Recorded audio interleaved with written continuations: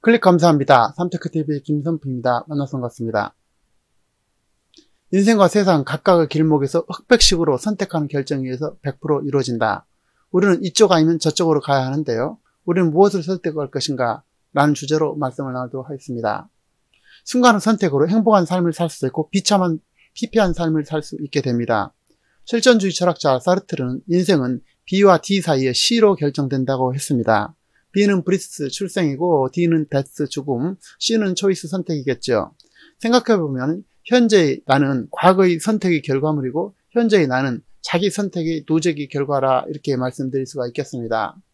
A를 선택하는 것은 A가 아닌 모든 것을 포기하는 것을 의미하는데요. 우리는 선택의 여지가 없는 것을 흔히 운명이라고 부르죠.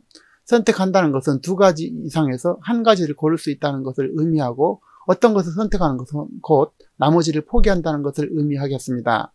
지금 이 순간에도 우리는 선택의 기로에 놓여 있는데요. 유튜브를 계속 볼 것인가, 책을 계속 할 것인가, 다른 일을 할 것인가. 만약에 책을 읽기로 유튜브를 선택했다면 여러분은 이 순간 다른 일을 포기해야만 할 것입니다. 우리는 삶은 아침에 일어나서 잠들 때까지, 아니 태어나서 죽을 때까지 끝없는 선택의 연속이 되겠죠. 우리의 인생의 행로는 매 순간 무엇을 선택하느냐에 따라서 결정이 되게 되고, 현명한 선택은 성공적인 삶을 만들고 잘못된 선택은 실패한 삶을 만들게 되겠습니다. 그럼에도 대부분의 사람들은 별 생각 없이 하루하루를 대충대충 선택하며 습관적으로 살아가게 되죠. 치명적 사고들이 대개 간단한 결함 때문에 발생한 것처럼 심각한 감정 문제 역시 하찮게 생각하는 태도 때문에 발생하게 됩니다. 대부분의 위대한 발견들이 사소한 변화에 주목한 결과인 것처럼 조그만 관점을 바꾸면 지긋지긋한 일도 삶의 질을 완전히 바꾸는 즐거운 놀이가 될 수도 있습니다. 사소한 일도 부정적인 관점으로 접근하게 되면 커다란 문제로 발전하게 되고, 반대로 작은 일도 긍정적인 방향으로 지속하면 위대한 성취로 이루어지게 됩니다.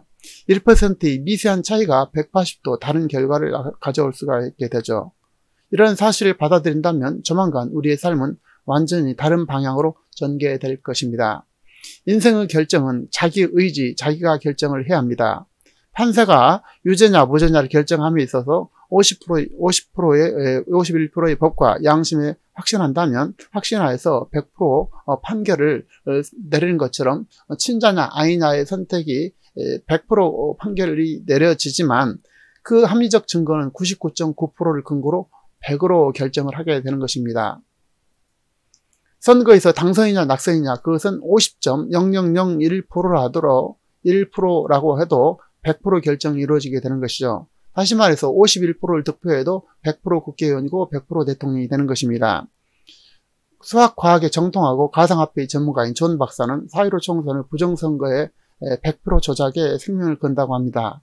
그에 따르면 4.15 선거는 모든 수학적 확률 계산에 투입하면 6000 시그마가 가능하고 정밀한 수학적 과학적 고찰과 QR 수리 물증을 기반으로 4.15 총선은 조작 선거로 나는 100% 유죄 판결한다라고 선언을 하고 있는데요.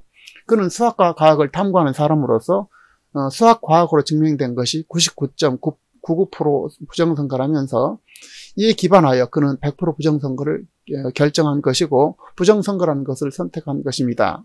우리가 인생을 살아가면서 정이든 부정이든 또 자든 우든 공산주의든 자유민주주의든 하나를 선택해야 합니다. 우리의 삶은 결과적으로 선택에 의해서 이루어지게 되고, 아름다운 선택 사례를 살펴보도록 하겠습니다. 얼마 전에 브라질 축구팀인 사페코엔시 선수들이 탄 비행기가 어처구니 없게도 연료 부족으로 콜롬비아에서 추락하는 사고가 발생했습니다. 선수와 기자, 승무원 등 총 77명 중 71명이 사망한 대형 참사가 발생했는데요.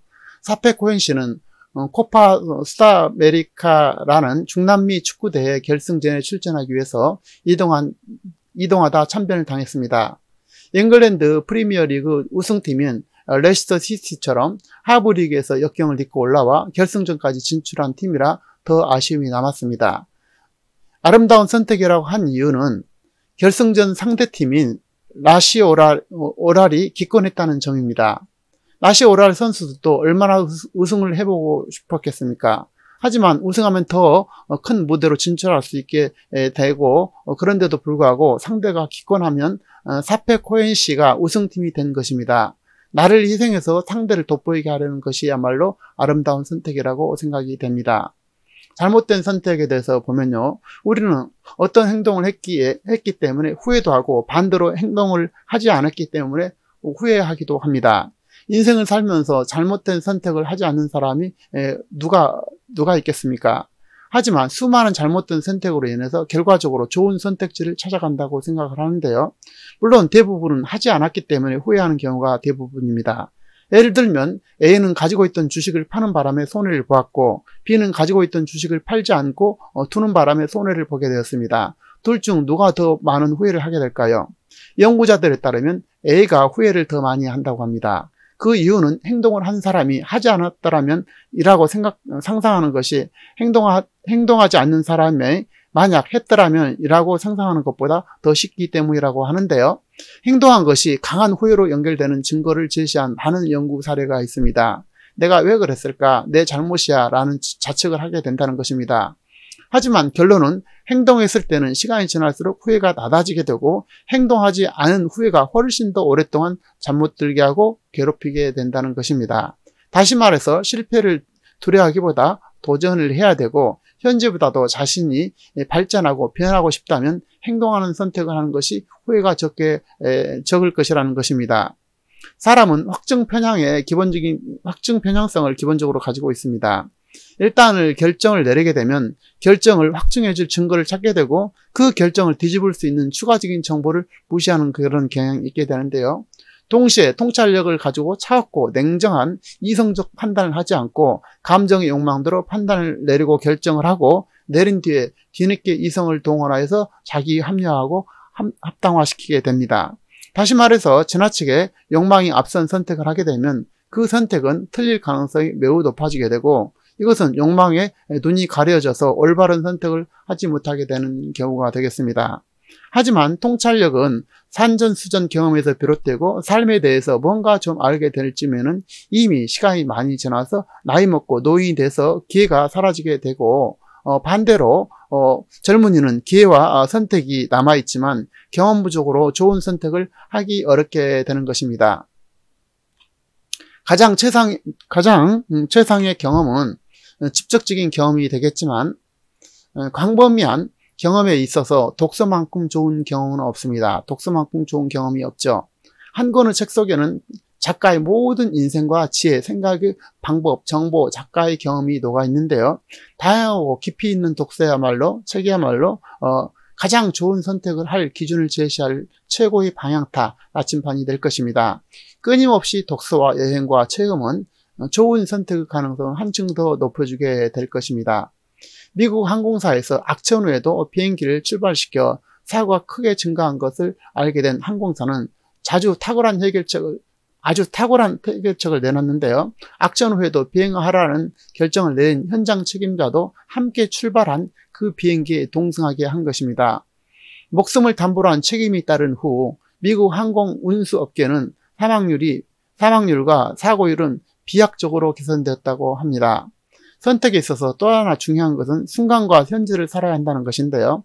좋든 싫든 지금 여기 현실을 전적으로 받아들이고 포용하지 못하면 행복한 삶을 살기 매우 어렵게 됩니다. 순간을 살기 위해서는 과거를 받아들여야 할 것이고 과거와 화해하지 못하면 과거에 얽매이게 되는 것이죠. 과거가 또 다른 미래를 만들어가는 그 출발점이기 때문인데요. 미래의 불확실성도 받아들이고 지금 여기에서 앞을 향해서 나가야 합니다. 잘못된 선택에서도 실패는 실패를 인정하기까지는 실패가 아니라 경험이라는 사실입니다. 잘못된 선택과 실패는 목표와 성장의 밑거름이 될 것이고 배움의 과정과 기회로 삼아야 할 것입니다.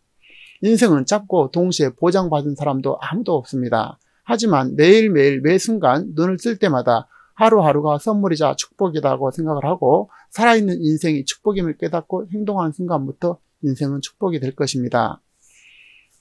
시간관리 10계명을 말씀드리면 시간 사용 내역을 구체적으로 그리고 정확하게 파악을 하고 즉각적인 만족을 주는 사소한 일보다도 중요한 일을 먼저 하는 것이 중요하겠고요. 해야 할 일들을 데드라인을 정해서 반드시 기한 내에 마무리 짓는 것이 중요하겠습니다. 짜투리 시간을 흘려보내지 않고 생산적으로 활용하고 또 핵심적인 일에 집중하고 나머지 일들은 적임자에게 위임하는 것이 중요하겠습니다.